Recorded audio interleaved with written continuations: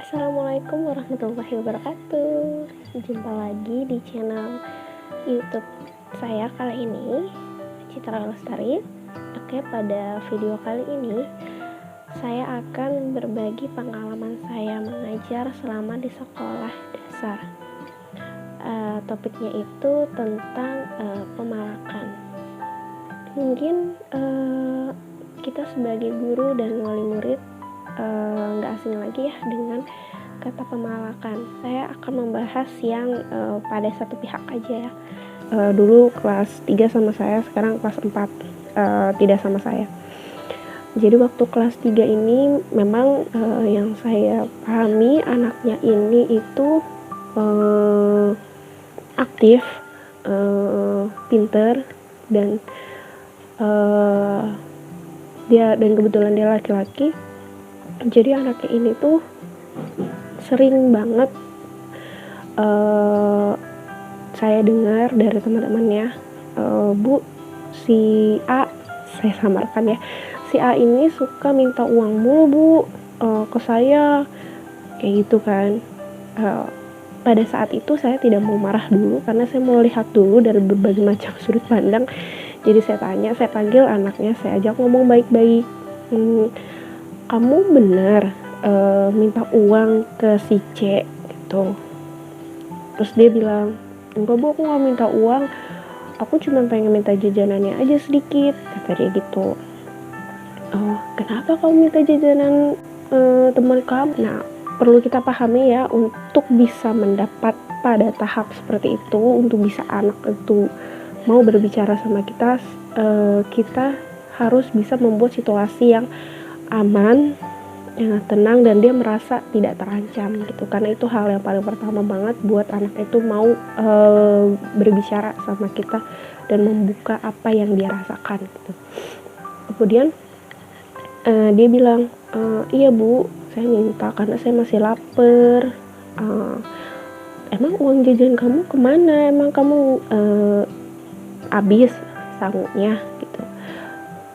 Iya, uang aku habis, tapi aku masih lapar Bu, gitu kan. Udah, saya menyiasati di situ bahwa ya saya tidak mau langsung menjudge anak itu kayak ya dia sebagai seorang pemalak atau dia nakal.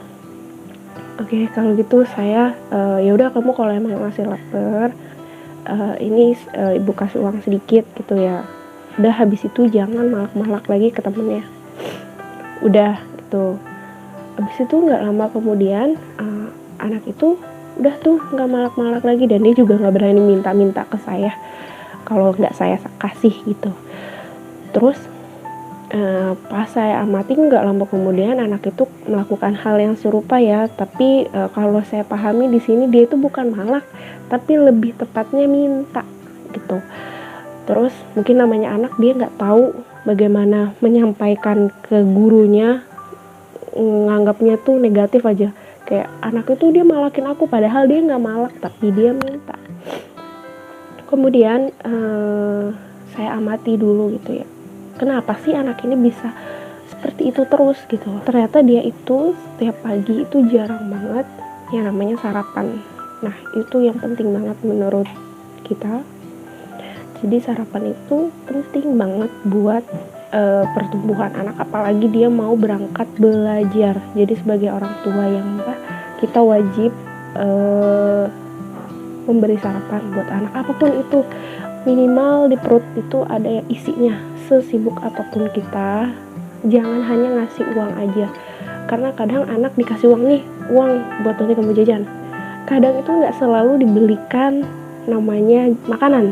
Itu kadang dia beli mainan, akhirnya dia beli hewan, itu udah pasti. Jadi lebih baik nih kamu makan, atau kita lihat aja dulu dia makan segigit aja gitu. Karena emang anak itu susah, walaupun dibekali nih misalnya donat nih buat kamu sarapan, ujung-ujungnya itu nggak dimakan dan dikasih ke temannya, dan itu udah sering banget terjadi gitu. Emang namanya anak itu emang harus ekstra banget itu. Akhirnya setelah saya memberi saran kepada orang tuanya, ternyata memang orang tuanya itu dari keluarga yang, mohon maaf, broken home, Jadi cuman ada anak ayahnya aja dan dia diasuh oleh neneknya. Dan yang kita tahu kadang namanya kehidupan dan ekonomi orang itu beda-beda, tidak semuanya sama tuh. Akhirnya ya kita sebagai guru cuman bisa memberikan kepedulian yang kita bisa gitu. Akhirnya ya udah, selama dia sama saya ya saya berikan perhatian, bukan perhatian khusus untuk dia aja, tapi yang saya mampu untuk mengatasi bagaimana caranya dia tidak memalak temennya. Sebenarnya bukan malak sih, lebih tepatnya minta, karena dia masih lapar gitu. Itu yang pertama. Kemudian setelah anak itu udah naik ke kelas berikutnya, udah tidak sama saya lagi, ternyata hal itu terjadi lagi di kelas berikutnya. Saya tidak tahu bagaimana kelakuan dia selama di kelas berikutnya, cuman yang saya terima dan saya dengar dari teman-temannya, temannya tuh bilang kalau si A ini malak, misalnya dengan si B, si C, si D, dan itu dengan sikap yang 2 kali lebih lebih menyeramkan mungkin, bukan menyeramkan, lebih ekstrim kayaknya. Jadi kayak kadang nyubit, mukul gitu, tapi tidak mengancam kayak kasih duit gak gitu, enggak. Tapi lebih kayak digodain mulu itu temennya gitu, sampai akhirnya temennya tuh ya udah nih ngasih uang gitu kan.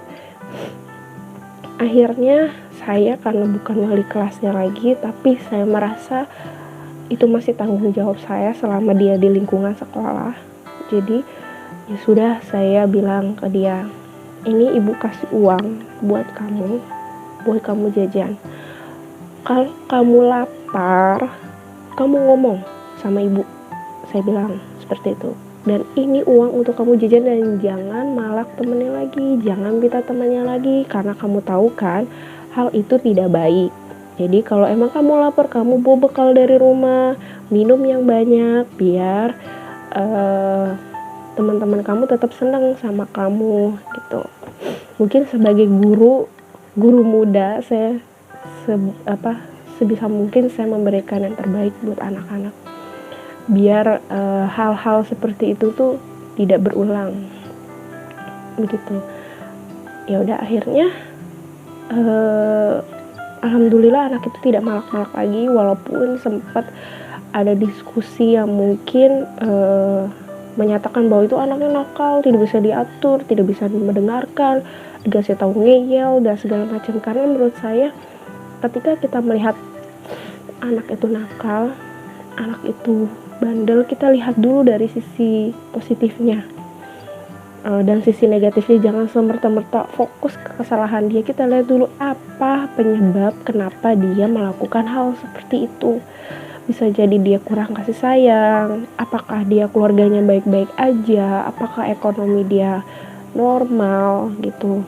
Sedangkan pada masa itu pastinya anak-anak lagi masa pertumbuhan, dimana dia pasti pengen banget makan banyak dan pengen nyoba makanan yang aneh-aneh gitu di sekolah. Maksudnya kan di sekolah kan banyak jajanan, dan mungkin dia pengen banget nyobain ini itu, tapi duitnya nggak cukup. Seperti itu. Mungkin ini video yang pertama. Saya akan lanjutkan ke video part 2.